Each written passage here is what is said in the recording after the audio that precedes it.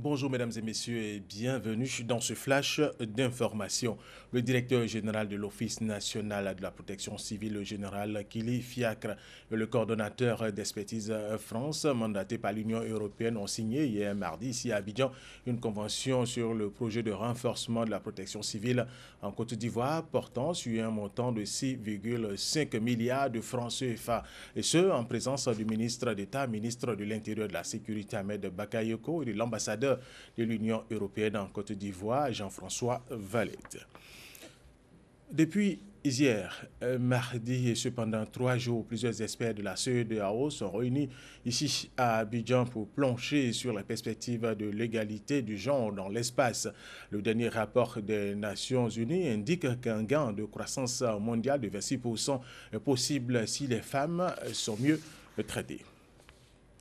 La CEDEAO organise une étude pour l'élaboration d'une stratégie régionale et d'un plan d'action pour une meilleure gestion des corridors régionaux de la CEDEAO. Et cette étude est menée conjointement dans les 8 pays membres. Le corridor est une connexion qui part d'un port à un pays incluant les postes de contrôle routier. Il est censé faciliter la libre circulation des personnes et des biens dans le pays et entre des pays. Il a ainsi pour but de promouvoir le développement économique et social d'une part et d'autre part de soutenir le commerce intérieur et extérieur. Les corridors régionaux de la Communauté économique des États de l'Afrique de l'Ouest CEDEAO n'ont pas produit les résultats escomptés depuis leur création.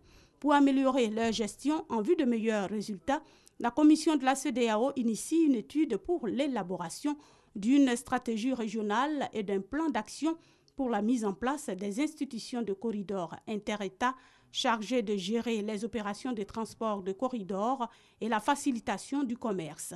Cette étude a démarré en Côte d'Ivoire et conjointement dans les 8 pays de la CEDEAO. Les structures impliquées dans la gestion des corridors en Côte d'Ivoire ainsi que le ministère des Transports sont mises à contribution. Cette étude est d'une importance capitale pour la Côte d'Ivoire qui ne lésine pas sur les investissements dans ces ports en vue de les rendre compétitifs. Cette étude est d'autant plus importante pour un pays côtier comme la Côte d'Ivoire parce que nous avons plusieurs corridors qui partent de nos ports vers les pays de l'Interland. Il s'agit en réalité de la compétitivité de nos ports et par ricochet de la compétitivité de notre économie nationale. Cette mission d'étude des consultants de la CEDEAO consiste ainsi à évaluer le fonctionnement des corridors, leur potentiel économique et à travailler de concert avec les comités nationaux de facilitation de transport et de transit routier CNFTTR et le comité de gestion des corridors CGC. Et c'est un reportage de Justine Sey Djike. Ce mercredi 8 février en Somalie, 275 députés et 54 sénateurs somaliens vont choisir le nouveau président de ce pays parmi 23 candidats en lice. Ils vont siéger toute la journée à l'aéroport de Mogadiscio pour voter. C'est le seul endroit totalement sécurisé de la ville. Le suffrage est indirect. Il est impossible d'organiser un suffrage universel en Somalie. Le pays sort de 20 ans de guerre civile et les djihadistes Chebab continuent d'attaquer les grandes villes. Le gouvernement colombien et l'Armée de libération nationale, dernière guérilla encore active dans ce pays, ont ouvert hier mardi en Équateur pour parler de paix visant à mettre fin à plus d'un demi-siècle de conflits armés. Du sport.